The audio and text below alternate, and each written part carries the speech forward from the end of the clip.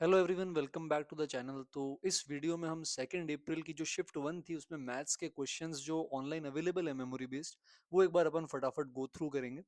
तो first question जो हमें यहाँ पे दिख रहा है वो क्वाड्रेटिक का है और इसको अपन न्यूटन्स फार्मूला से कर सकते हैं। यहाँ पर एक्चुअली इन्होंने उल्टा किया है, न्यूटन्स फार्मूला लगा के वैल्यूज दी और क्वाड्रेटिक बनानी है।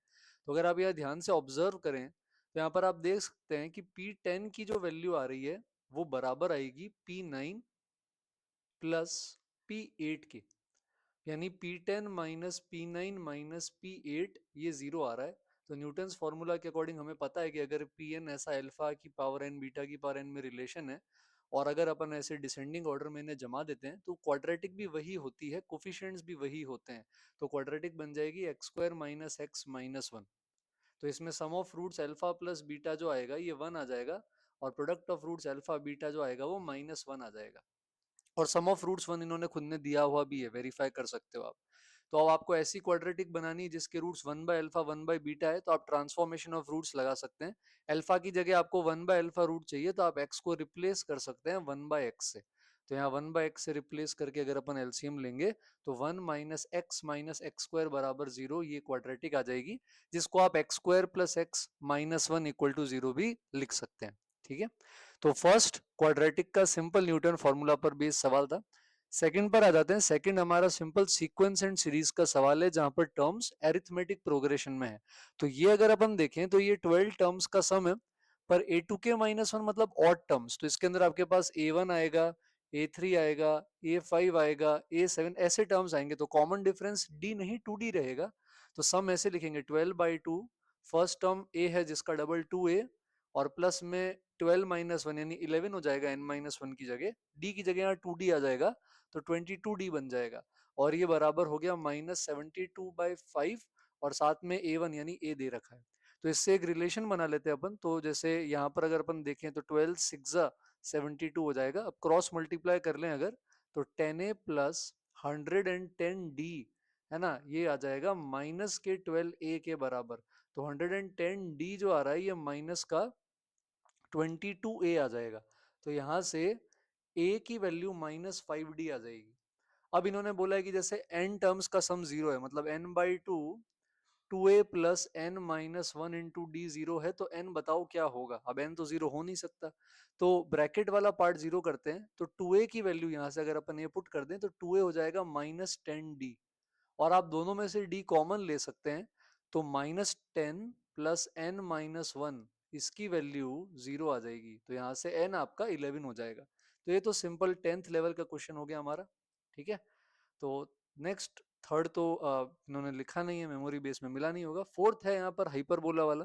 तो डायरेक्ट्रिक्स और फोकस देके हाइपरबोला का एसेंट्रिसिटी लेटेस्ट रेक्टम पूछा है, सिंपल सा है, हॉरिजॉन्टल हाइपरबोला है। तो डायरेक्ट्रिक्स एक्स होगी a/e, तो a/e हो गया आपका √10/√81, जिसको 9 लिख सकते हैं।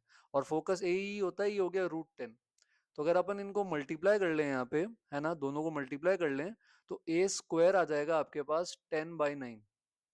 ठीक है, और ए की वैल्यू यहाँ से आ जाएगी √10/3 और एसेंट्रिसिटी की वैल्यू आ जाएगी फिर यहाँ से 3। और एसेंट्रिसिटी होता है रूट में 1 प्लस बी स्क्वायर और अपॉन में आ जाएगा हमारे पास ए स्क्वायर, कुछ इस तरह से। ठीक है, तो यहाँ से B square 8 times A square, I think 80/9 आ जाएगा। ए और बी आ गए तो आप एसेंट्रिसिटी और लेटेस्ट रेक्टम कैलकुलेट कर सकते हैं। तो ये सिंपल एनसीईआरटी बेस्ड सवाल हो गया कोऑर्डिनेट ज्योमेट्री का। तो ए स्क्वायर बी स्क्वायर निकल जाएंगे, फिर लेटेस्ट रेक्टम और एसेंट्रिसिटी आ जाएगी। फिफ्थ में ट्वाइस डिफरेंशियबल फंक्शन है, एफ डैश एक्स बराबर एफ एक्स दे रखा है, F zero F dash zero की वैल्यू पता है। तो ये क्वेश्चन देखने में सिंपल लग रहा है। आप यहाँ एफ डैश एक्स को एफ एक्स से डिवाइड कर देंगे तो वन आ जाएगा।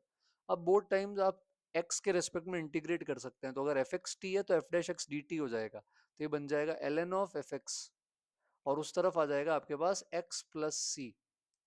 अब एफ एक्स ई की पावर एक्स प्लस सी आएगा तो आप एफ एक्स को के ई की पावर एक्स भी लिख सकते हैं। और एफ डैश की वैल्यू भी के ई की पावर एक्स ही रहेगी, चेंज नहीं होगी। तो इसलिए F zero F dash zero दोनों हाफ है, तो यहां से के की वैल्यू हाफ आ जाएगी। तो ये बन जाएगा हाफ ई की पावर एक्स। और डबल डेरिवेटिव भी के ई की पावर एक्स ही रहेगा, उसमें फिर आप पाई/3 डाल सकते हैं। ऑल्दो एक बच्चा जो कल एग्जाम देकर आया था उससे मैंने पूछा था, तो उसका ये कहना था कि क्वेश्चन ऐसा था, एफ डबल डैश एक्स बराबर एफ एक्स। तो क्योंकि मेमोरी बेस में गलती होने के चांस है, तो अपन ये भी देख लेते हैं कि एफ डबल डैश बराबर एफ एक्स कैसे सॉल्व करना है। तो इसके अंदर अपन ऐसा कर सकते हैं, अगर ये क्वेश्चन है या आता है या आया था, तो आप इधर एफ डैश से बोथ साइड मल्टीप्लाई कर सकते हो बेटा। तो अब इधर क्या होगा, एफ डैश को टी और F double dash D t हो जाएगा, तो लेफ्ट साइड में बन जाएगा टी स्क्वायर बाई टू, यानी एफ डैश का स्क्वायर बाई टू, और राइट साइड में हो जाएगा एफ एक्स का स्क्वायर बाई टू और प्लस सी। प्लस सी निकालने के लिए अपन ये यूज कर सकते हैं जीरो डाल के, तो फिर वहां पे सी जीरो आ जाएगा, और फिर टू टू कट जाएगा, तो एफ डैश एक्स का स्क्वायर बराबर एफ एक्स का स्क्वायर आ जाएगा। ठीक है, तो एफ डैश एक्स आपका प्लस माइनस एफ एक्स आ जाएगा, फिर ये यही बन जाएगा जो इन्होंने यहाँ बनाया। तो देखते हैं जब एक्चुअल पेपर आता है कौन सी क्वेश्चन था उसके अंदर। सिक्स के अंदर इनफाइनाइट सोल्यूशन है, तो इसमें तो कुछ बहुत खतरनाक चीज है नहीं, delta delta one delta two delta three सारे जीरो होंगे। तो डेल्टा के अंदर सारे के सारे एक्स वाई और जेड के जो आपके कोफिशियंट्स हैं, है ना, वो सारे के सारे आपको क्या करने हैं, लेने हैं, और एक डिटर्मिनेंट में डाल के आपको क्या कर देना है, जीरो। डेल्टा वन भी कर सकते हो आप, या डेल्टा टू या डेल्टा थ्री, जो भी पसंद है। जैसे डेल्टा वन अगर आप करोगे, तो डेल्टा वन के अंदर फर्स्ट वाले कॉलम की जगह राइट हैंड साइड के कोफिशिएंट्स आ जाएंगे, थ्री माइनस थ्री फोर, बाकी एज इट इज रहेंगे। ऐसे ही डेल्टा टू या डेल्टा थ्री भी जीरो कर सकते थे, तो यहाँ से अल्फा बीटा में दो इक्वेशन बनाकर आप उनको सॉल्व कर सकते हो। तो ये हमारा सिक्स सिंपल क्वेश्चन था, बहुत ज्यादा डिफिकल्ट तो लग नहीं रहा है पेपर। सेवेंथ वाला आ गया हमारे पास सवाल। अब इसके अंदर यहाँ पर थ्री दे रखा है, तो अगर अभी अपन फिलहाल जीरो पुट करेंगे, तो जीरो पुट करने पर ये गामा माइनस वन बनता है ऊपर, बाकी सब ऊपर नीचे जीरो हो जाता है। तो ऊपर गामा माइनस वन, नीचे जीरो तो चलेगा नहीं, तो मतलब गामा को वन होना पड़ेगा, और गामा वन होते ही ये पार्ट हट जाएगा, हमारा बचेगा ही नहीं, तो आपके पास इतना पार्ट ही बचेगा। अब ये जीरो बाई जीरो है, तो आप सीरीज लगा सकते हैं या एल एच भी लगा सकते हैं, आपके ऊपर है। सीरीज लगाएंगे तो आप x square sine alpha x है, तो आप यहाँ पर अल्फा एक्स से डिवाइड मल्टीप्लाई कर देंगे न्यूमरेटर में, तो यहाँ अल्फा एक्स क्यूब हो जाएगा, और नीचे एक्स क्यूब तक साइन टू एक्स को एक्सपेंड कर दो, तो सीरीज एक्सपेंशन यूज कर लेंगे, two x cube by three factorial तक, ऐसा, माइनस बीटा एक्स। अब क्योंकि ऊपर एक्स क्यूब है तो नीचे एक्स नहीं बचना चाहिए, तो टू एक्स बीटा एक्स कटने चाहिए, तो बीटा की वैल्यू टू आ जाएगी। इसके बाद अब सॉल्व हो जाएगा, जैसे sine alpha x by alpha x one हो गया, एक्स क्यूब से एक्स क्यूब कट जाएगा, ऊपर अल्फा और नीचे माइनस का एट बाई सिक्स होगा, तो ये minus six alpha by eight ऐसा कुछ बनेगा थ्री के बराबर। तो अल्फा की value I think minus four आ जाएगी, तो alpha minus four beta two और गामा वन। तो बिल्कुल सिंपल स्टैंडर्ड लिमिट्स का सवाल है, एलएच या सीरीज किसी से भी कर सकते हो, और जीरो बाई जीरो बनता है तो ऊपर भी जीरो नीचे भी जीरो होना चाहिए। एट्थ क्वेश्चन तीन चार बार पीवाई क्यू में आ चुका है, एडवांस मीन्स मिलाकर बाइनोमियल के अंदर, तो कई सारे बच्चों को आई थिंक याद भी होगा इसका आंसर। तो इसमें क्या करते हैं, जैसे एक्स प्लस वन है, तो इसको आप ऐसे लिख सकते हो कि भाई ये जो एक्स है ना, ये क्यूब रूट ऑफ एक्स का होल क्यूब है, और वन को वन का होल क्यूब। तो ऊपर जब आप ए क्यूब प्लस बी क्यूब लगाएंगे, तो उसकी आइडेंटिटी होती है ए प्लस बी, और साथ में a square minus a b plus b square. तो नीचे वही पड़ा है, देखो, a square minus a b plus b square. तो एक्स प्लस वन को नीचे से डिवाइड करने पर एक्स की power one by three plus one इतना ही बचेगा। और रही बात इसकी, तो यहाँ भी फैक्टराइजेशन कर सकते हो, जैसे एक्स माइनस वन को आप रूट एक्स का स्क्वायर लिख सकते हो ना, रूट एक्स का स्क्वायर माइनस वन का स्क्वायर। तो एक्स माइनस वन का फैक्टराइजेशन हो जाएगा root x plus one root x minus one में। और नीचे से आप अगर रूट एक्स कॉमन ले लो डिनोमिनेटर में एक्स माइनस रूट एक्स में, तो वहां ये बनेगा और ये कट हो जाएगा, तो root x plus one upon root x हो जाएगा, या आप इसको one plus one by root x भी बोल सकते हैं। तो फायदा ये होगा कि वन कट जाएगा, और फिर आपको cube root x minus one upon square root x ऐसा टर्म मिल जाएगा, जिसका अब आपको टर्म इंडिपेंडेंट ऑफ एक्स बड़े ही आसानी से आप निकाल सकते हो, जनरल टर्म लिख के। कैसे, टेन सी आर, फिर एक्स की पावर वन बाई थ्री में आ जाएगा टेन माइनस आर, और नीचे वन अपॉन एक्स की पावर हाफ है, तो उसमें आर आ जाएगा, तो एक्स की power minus r by two बोल सकते हैं। तो एक्स की ये जो भी पावर है ten minus r by three और माइनस आर बाई टू, ये ऐड होकर कहाँ जानी चाहिए, हमारे जीरो के पास चली जानी चाहिए। ठीक है, तो वहां से आर की वैल्यू फोर आ जाएगी, तो टेन सी फोर जो है वो आपका कोफिशियंट हो जाएगा। तो ये पीवाई क्यूज इसीलिए बोलते हैं, बहुत इंपॉर्टेंट है, अच्छे से आपको सॉल्व करने चाहिए, चाहे मेंस हो चाहे एडवांस। ठीक है, नाइन्थ वाला थोड़ा सा ट्रिकी हो सकता है, बट हालांकि अगर आपने सफिशिएंट क्वेश्चन लगाए हैं तो ऐसा मुझे लगता नहीं है। तो एलिप्स के अंदर क्या है, जैसे अगर फोकस है, तो अगर आपको P S into P S dash चाहिए, ठीक है, तो आपको मैक्सिमम प्रोडक्ट और मिनिमम प्रोडक्ट जो है वो मेजर माइनर एक्सिस के एंड पॉइंट्स पे मिलेगा, ऐसा। ठीक है, तो आप इसके एंड पॉइंट्स निकाल सकते हो, जैसे मेजर एक्सिस का three root two comma zero होगा, या -3√2, 0 भी ले सकते हो, फर्क नहीं पड़ेगा, डिस्टेंस है। माइनर एक्सिस का 0,3 और 0,-3 हो जाएगा। एसेंट्रिसिटी अगर निकाले तो आई थिंक 1/√2 आ रही है, तो फोकस 3,0 -3,0 हो जाएगा। तो आपका जो पीएस है, जैसे ये 3√2 हो जाएगा, ये भी 3√2 हो जाएगा, तो 3√2 इंटू 3√2 तो 18 आ जाएगा। और दूसरा वाला ये हो जाएगा 3√2 -3 इंटू 3√2 +3। तो इसमें आइडेंटिटी लग जाएगी a² - b², तो ये 9 आ जाएगा। तो मिनिमम 9 और मैक्सिमम 18 हो जाएगा, और ये कहाँ होगा? मेजर माइनर एक्सिस के एंड पॉइंट्स पर होगा।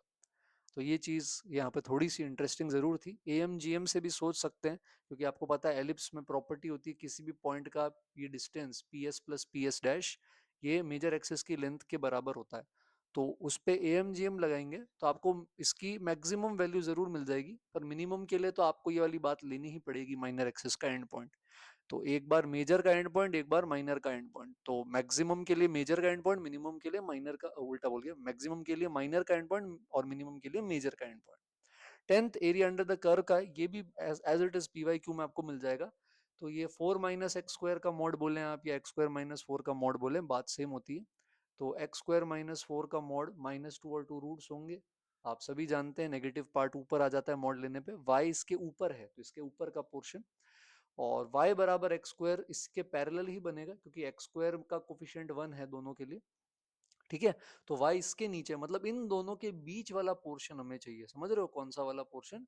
इस पैराबोला के ऊपर, दूसरे पैराबोला के नीचे वाला पोर्शन हमें चाहिए यहाँ पर इसके केस के अंदर। तो आपको ये वाला मिल जाएगा कॉमन।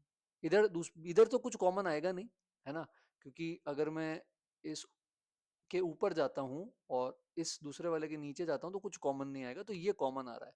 पर ये पूरा नहीं लेना आपको, y < 4 लेना है।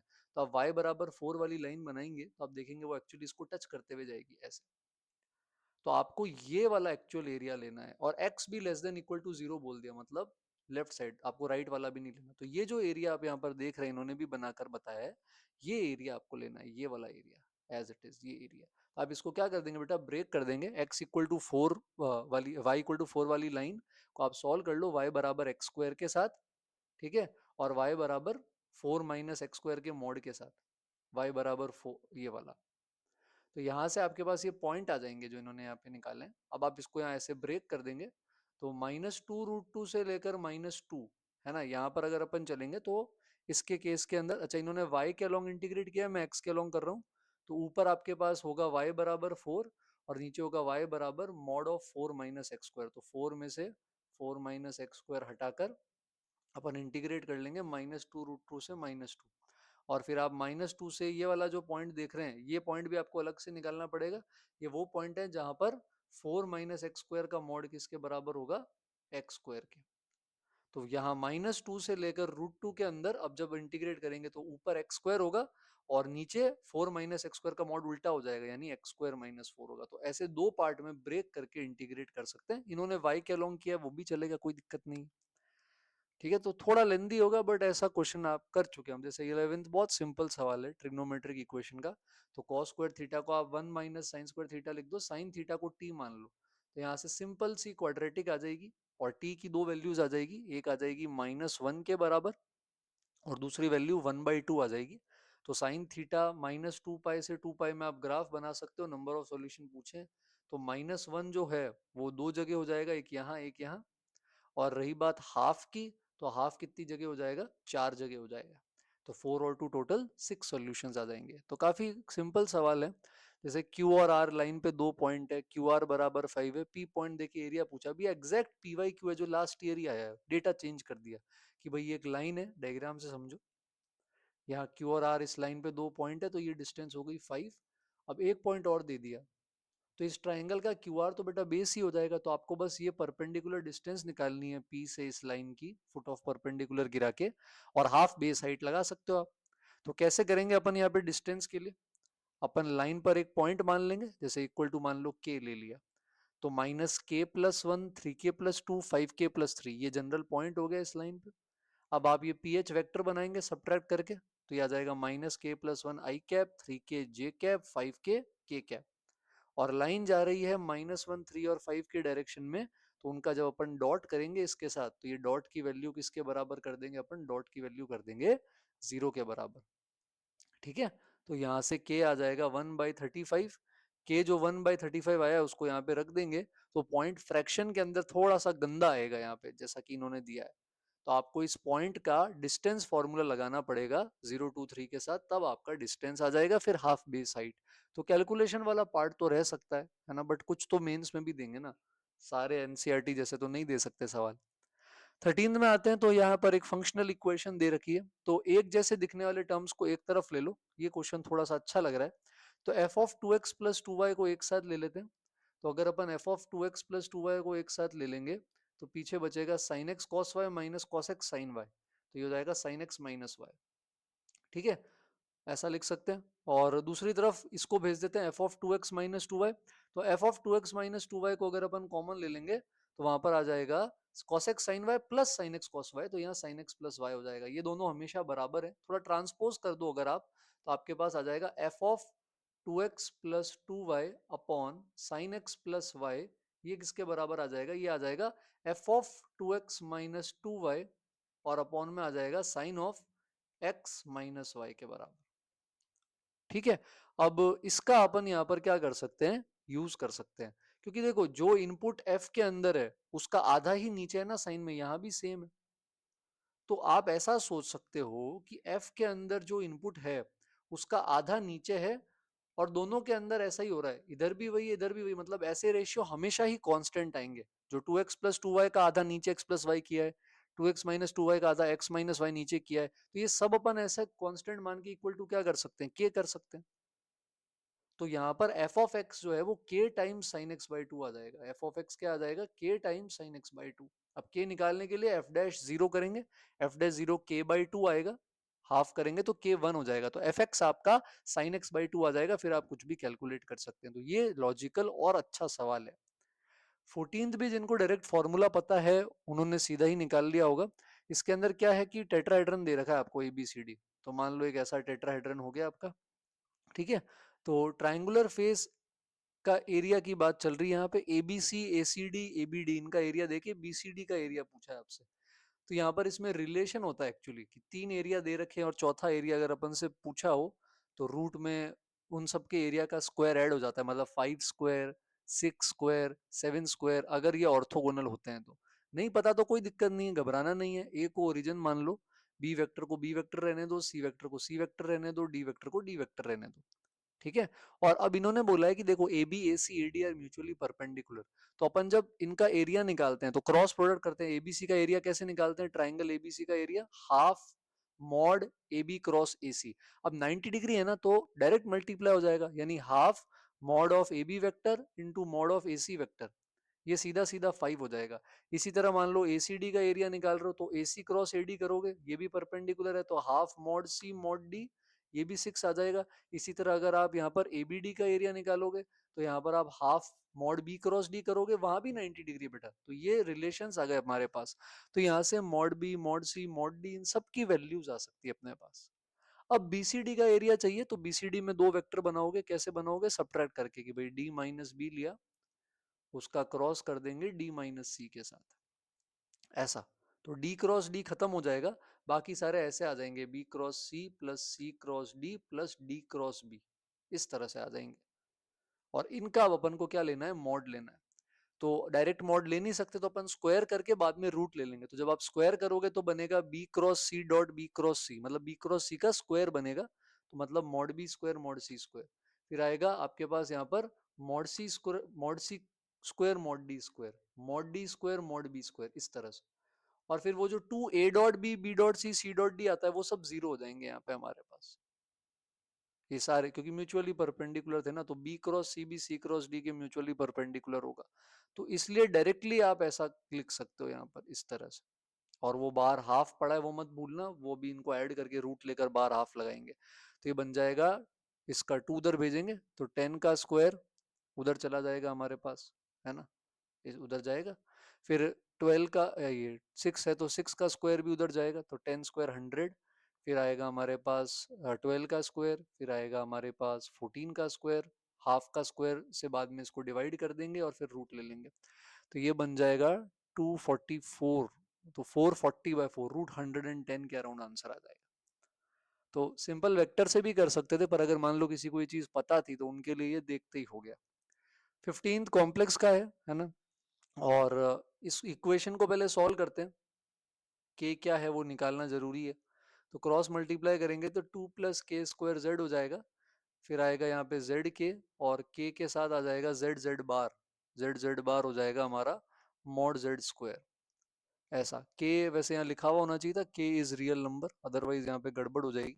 तो एक तरफ ले जाए तो z आ जाएगा k² - k, और इक्वल टू में आ जाएगा k मॉड जेड स्क्वायर -2। अब अगर k रियल है, मॉड जेड स्क्वायर रियल है, 2 रियल है, तो राइट हैंड साइड रियल है। बट लेफ्ट हैंड साइड के अंदर z बराबर x प्लस आयोटा y है, जहाँ y जीरो नहीं है। तो एक तरफ इमेजिनरी एक तरफ रियल नहीं हो सकता।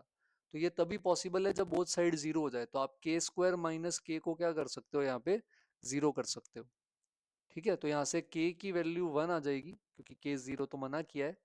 k 1 आ जाएगा, और पीछे मॉड ये जीरो, लेफ्ट साइड जीरो हो जाएगी, राइट साइड जीरो करेंगे k 1 लेके, तो मॉड जेड स्क्वायर की वैल्यू 2 आ जाएगी।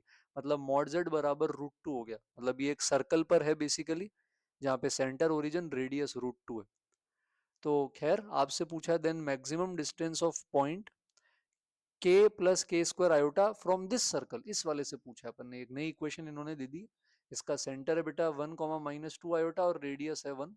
तो अगर अपन को मैक्सिमम डिस्टेंस चाहिए तो k + k² आयोटा यानी 1 प्लस आयोटा यानी 1, 1 का सेंटर से डिस्टेंस निकालेंगे, जो कि 3 है, और उसमें फिर रेडियस ऐड कर देंगे। तो ये थोड़ा सा सोचने वाला पार्ट इसमें इन्वॉल्व था। 16 कोऑर्डिनेट का है, C1 C2 circles are circle passing through this. तो दो सर्कल हैं जिनके ये टेंजेंट लाइंस है। तो अभी ये बात इंपॉर्टेंट है, देखो अगर दो लाइंस टेंजेंट है सर्कल की, तो सर्कल का सेंटर उनके एंगल बाइसेक्टर पे लाई करता है। सोच के देख सकते हो, क्योंकि एक्सटर्नल पॉइंट से जब भी टेंजेंट बनते हैं, जैसे मान लो टेंजेंट बने और हमने यहाँ पे सर्कल बनाया, तो हमें पता है कि अगर अपन सेंटर से इसको ज्वाइन कर लें और ये ट्राइंगल बनाए तो ये कॉन्ग्रुएंट होता है। तो मतलब x + y = 3 और x - y = 3 वाली जो लाइंस है, जो 3,0 से जा रही है, इसके एंगल बाइसेक्टर पे सर्कल का सेंटर होगा, और -9,4 यहाँ कहीं पॉइंट होगा इन दोनों लाइंस के लिए। इस पोर्शन में यहाँ से सर्कल जाएगा -9,4। तो अब इनका एंगल बाइसेक्टर, एक तो x एक्सिस ही आ जाएगी, और एक आ जाएगी यहाँ पे x = 3 वाली लाइन। तो एक y = 0, एक x = 3। क्योंकि पॉइंट -9,4 है, तो फिर सेंटर जो होगा वो इसका x एक्सिस पे होगा, ऐसे ऊपर से नहीं आ सकता, वरना कट कर जाएगा टेंजेंट लाइन को। तो यहाँ पे सेंटर कुछ अज्यूम कर लो आप, a, 0 टाइप का। अब अगर ये सेंटर है तो इसका टेंजेंट लाइन से और -9,4 से, दोनों से डिस्टेंस बराबर कर देंगे। तो a, 0 सेंटर मान लो, फिर उसका -9,4 से डिस्टेंस फॉर्मूला और टेंजेंट वाली लाइन से डिस्टेंस फॉर्मूला बराबर करेंगे तो ए आ जाएगा। ए आ गया तो सर्कल और रेडियस आ जाएगा। ठीक है, 17th वाला डिटर्मिनेंट मैट्रिक्स का सिंपल सवाल है। आई आइडेंटिटी मैट्रिक्स है, उसको उधर भेज देंगे। तो ए मैट्रिक्स में से ये जो वैल्यू है, आई अगर हटा दें, आई में डायगोनल पे 1, 1, 1 होता है, तो वो यहाँ पे सब्ट्रैक्ट हो जाएगा, और कुछ ऐसा बन जाएगा आपके पास इस तरह से। ठीक है, तो ये वाली ऐसी कोई चीज बन गई आपके पास। इसका अगर आप डिटर्मिनेंट निकालोगे तो डिटर्मिनेंट ऑफ ए 2a के बराबर आएगा। आपको डिटर्मिनेंट निकालना है a+1 into adjoint of a-1 a scalar है। तो a+1 पहले बाहर आएगा, तो a+1 की पावर 3 हो जाएगी। ऐसा यहाँ पर a+1 दे रखा है, a+1 का क्यूब बाहर आ जाएगा। फिर एडजॉइंट का डिटर्मिनेंट है, तो डिटर्मिनेंट जब एडजॉइंट का लेते हैं तो वहां पे पावर जो आती है हमारे पास इसके केस में, वो n-1 आ जाती है। अब इसमें से a-1 भी बाहर निकालेंगे अगर अपन, तो a-1 का क्यूब बाहर आता है, पर ऊपर स्क्वायर पहले से लगा हुआ है, तो a-1 की पावर क्या हो जाएगी, 6 हो जाएगी यहाँ पे। फिर डिटर्मिनेंट a का स्क्वायर होगा, जो कि 4a² है। थोड़ा सा फैक्टर रीअरेंज करेंगे तो आंसर तक भी पहुंच जाएंगे। तो ये सिंपल सवाल था। 18th क्वेश्चन के अंदर प्रोबेबिलिटी है, लेकिन जीपी से रिलेटेड है। बोल रहा है कि 3 नंबर सेलेक्ट किए हैं, वो जीपी में होने चाहिए, तो इसकी क्या प्रोबेबिलिटी है। तो टोटल केसेस तो 40c3 ले लो, है ना, कोई भी 3 number A B C, B square बराबर क्या होना चाहिए, ए सी होना चाहिए। ठीक है, मैं इंटू 3 फैक्टोरियल नहीं कर रहा हूं यहाँ पे नीचे, तो अपन भी ए बी सी में फर्क नहीं पड़ेगा कि जीपी 1,2,4 बनाए या 4,2,1 बनाए, सेम मानेंगे, वरना ऊपर नीचे 3 फैक्टोरियल करना पड़ेगा। तो बी स्क्वायर बराबर ए सी है। तो अब यहाँ पर बी जो आ रहा है वो √AC आ जाएगा। तो केसेस ले लो, जैसे A1 है, तो b जो होगा वो रूट c होना चाहिए, तो c एक परफेक्ट स्क्वायर होगा, यानी c क्या क्या हो सकता है, 4, 9, 16, 25, 36, 5 केस हो गए ऐसे। फिर मान लो a अगर 2 है तो b बराबर जो होगा हमारा वो √2c हो जाएगा ऐसा। तो अब 2 के मल्टीपल वाले परफेक्ट स्क्वायर नंबर आपको ढूंढने पड़ेंगे। यहाँ पे 2 के मल्टीपल वाले क्या परफेक्ट स्क्वायर नंबर हो सकते हैं। अब यहाँ पे 3 नंबर्स आर रेंडमली सेलेक्टेड, मतलब एक साथ सेलेक्ट किए तो आइडेंटिकल नहीं होगा ये मान सकते हैं अपन, वरना फिर नीचे 40 इंटू 40 इंटू 40 लेना पड़ता। तो तीनों अलग हैं, तो ए 2 है तो सी को 2 नहीं ले सकते, वरना 2 2 जा 4 भी परफेक्ट स्क्वायर होता है। अगला इवन नंबर का परफेक्ट स्क्वायर 16 होता है, तो सी को 8 ले सकते हो। उसका अगला 36 होता है तो 18 ले सकते हो। उसका अगला 64 होता है तो 32 ले सकते हो, है ना। उसका अगला 100 होता है पर 50 तक जा नहीं पाएंगे अपन। फिर जैसे आपने ए को 3 ले लिया तो फिर बी हो जाएगा √3c। तो 3 के मल्टीपल वाला परफेक्ट स्क्वायर चाहिए, तो एक तो 9 हो जाएगा पर फिर सी को 3 नहीं ले सकते यहाँ पे, है ना। एक 36 हो गया तो सी को अपन 12 ले सकते हैं। ठीक है, और कौन सा हो सकता है अपने पास, 81 हो गया, तो 81 के लिए आप 27 ले सकते हो। इसके आगे वाले बड़े हो जाएंगे उससे भी। तो इस तरह से आप पूरी लिस्ट बनाएंगे तो ये थोड़ा टाइम कंज्यूमिंग है, बट अगर आप लिस्ट सही से बनाएंगे तो इसका भी आंसर आ जाएगा। कुछ क्वेश्चन ठीक है बट मोर और लेस इजी है, जैसे 21 भी इजी है। पावर ऑफ अ प्राइम पूछ रहा है, 50 फैक्टोरियल में 3 की हाईएस्ट पावर क्या होगी। तो सिंपल है, अपन 50 लेकर 3 से क्या कर देते हैं, डिवाइड कर दे। तो पहले 3 इंटू 16 होता है 48, फिर 3 इंटू 5 होता है 15, और फिर 3 इंटू 1 हो जाता है 3। आगे और डिवाइड हो नहीं सकता। इन सारे क्वेश्चन का सम लेते हैं तो पावर ऑफ अ प्राइम आ जाती है। तो ये भी आप आई थिंक पढ़ चुके हो पीएनसी या बाइनोमियल के अंदर। 20 सेकंड के अंदर बोल रहा है 10 डिजिट सीक्वेंस बनाओ। सीक्वेंस है ना, अगेन बेटा सीक्वेंस है, तो अब नंबर है या सीक्वेंस है ये बात इंपॉर्टेंट है। जैसे इन्होंने यहाँ पे नंबर बनाए हैं, तो नंबर्स के केस में स्टार्टिंग में जीरो नहीं आ सकता पर सीक्वेंस में आ सकता है। तो ये अब एग्जैक्ट तो मेमोरी बेस्ड में नहीं पता चलेगा, पेपर आएगा तभी देख पाएंगे। अब इन्होंने नंबर बनाए 10 डिजिट नंबर 0 1 2 से, जहां 1 कम से कम 5 बार आए और 2 कम से कम 3 बार आए। तो ये 1 5 बार और 2 3 बार आ रहा है, तो 0 या तो 2 बार आ जाए, है ना, या 0 1 बार आ जाए या 0 0 बार आ जाए। तो अगर ऐसा है तो 0 अगर 1 बार आता है, अच्छा 2 एग्जैक्टली 3 टाइम्स है, ओके, तो 2 भी चेंज नहीं होगा। तो 0 अगर 2 बार आया तो 1 5 बार, 0 1 बार आया तो 1 6 बार, 0 आया ही नहीं तो 1 7 बार। तो पहले 3 केसेस बनाओ। अब सीक्वेंस में तो क्या सीधा अरेंज कर सकते हो, जैसे 10 चीजें तो 10 factorial by 2 factorial 5 factorial 3 factorial, यहाँ 10 factorial by 1 factorial 6 factorial 3 factorial, यहाँ 10 फैक्टोरियल बाय 7 फैक्टोरियल 3 फैक्टोरियल। पर अगर नंबर्स बना रहे हो तो वो केस हटाने पड़ेंगे जब जीरो स्टार्टिंग में आ जाता है। जैसे अगर मैं जीरो स्टार्टिंग में रख दूं, 2 जीरो थे, एक जीरो को स्टार्टिंग में रख दिया, तो पीछे 9 नंबर्स के जो अरेंजमेंट बचेंगे 9 फैक्टोरियल बाय 5 3 1, इनको हटाना पड़ेगा। इधर एक ही जीरो था उसको स्टार्टिंग में रख दिया, तो पीछे 9 जो डिजिट है उनके 9 factorial by 6 factorial 3 factorial arrangements को हटाना पड़ेगा। तो ये अगेन फिर से मेमोरी बेस्ड क्वेश्चन है, तो डिपेंड करेगा एग्जैक्ट क्वेश्चन क्या था। 23 में बोल रहा है कि लोकल मिनिमा मैक्सिमा आ रहे हैं पी और क्यू, तो पी स्क्वायर बराबर क्यू है, तो अब बताओ f(3) क्या होगा। तो डिफरेंशिएशन करते हैं, तो डिफरेंशिएशन आ जाएगा 6x² 18xa प्लस 12a²। तो 6 कॉमन ले लें अगर, तो इसके फैक्टराइजेशन हो जाएंगे x प्लस ए और x प्लस 2a। तो एक रूट आएगा -a और एक रूट आ जाएगा -2a। दोनों बराबर नहीं होंगे वरना तो फिर मैक्सिमम मिनिमा सेम पॉइंट पे तो आ नहीं सकते। तो इसलिए या तो ए पॉजिटिव होगा या फिर ए क्या हो जाएगा आपका नेगेटिव। अगर ए पॉजिटिव है तो उसके केस में -2a छोटा होगा, -a बड़ा होगा, प्लस माइनस प्लस। तो -2a जो होगा ये आपका पॉइंट हो जाएगा किसका, लोकल मैक्सिमा का, और -a लोकल मिनिमा का। तो बोल रहा है कि P जो है वो मिनिमा का पॉइंट है और Q जो है वो मैक्सिमा का पॉइंट है, और पी स्क्वायर बराबर क्यू है। तो यहां से ए स्क्वायर बराबर -2a आ जाएगा, तो a की वैल्यू -2 हो जाएगी, पर ये रिजेक्ट करनी पड़ेगी क्योंकि a पॉजिटिव पे a -2 नहीं आ सकता। इसलिए a लेस देन 0 वाला केस लेंगे। तो यहाँ पर क्या होगा कि -a जो है वो छोटा होगा, -2a बड़ा हो जाएगा। तो अब यहाँ पर ये वाला जो है वही अपना सेम P और Q। तो इसके केस के अंदर पी स्क्वायर यानी 4a² किसके बराबर आ जाएगा, -a के। तो यहां से a आ जाएगा -1/4। तो अब आप फंक्शन में a की जगह -1/4 रख देंगे और फिर आप f(3) कैलकुलेट कर लेंगे। तो ये थोड़ा लॉजिकल पार्ट था, और ये मेमोरी बेस का आई थिंक लास्ट क्वेश्चन है। 3-4 सवाल नहीं मिल पाए, वो पेपर आएगा ऑफिशियली तब आप देख भी सकते हैं, एक रफ आइडिया के लिए।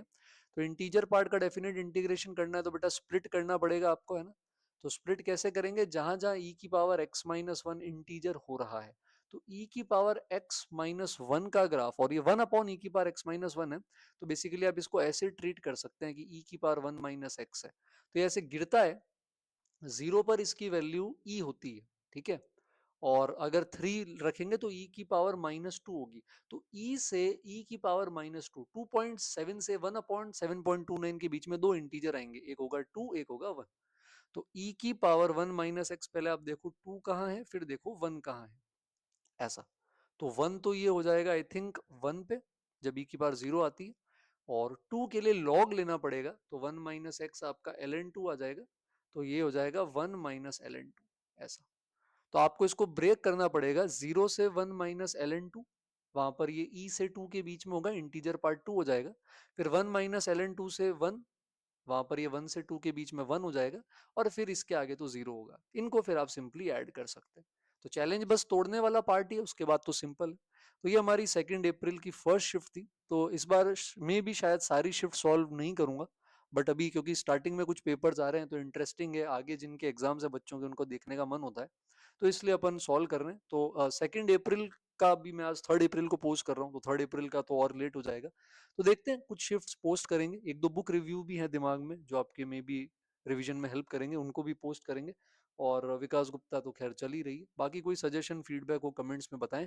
और सब्सक्राइब जरूर करें अगर आप नए हैं, तो जेई एडवांस तक में भी हेल्प करेगा आपको ये चैनल, और आपके फ्रेंड्स के साथ शेयर करें।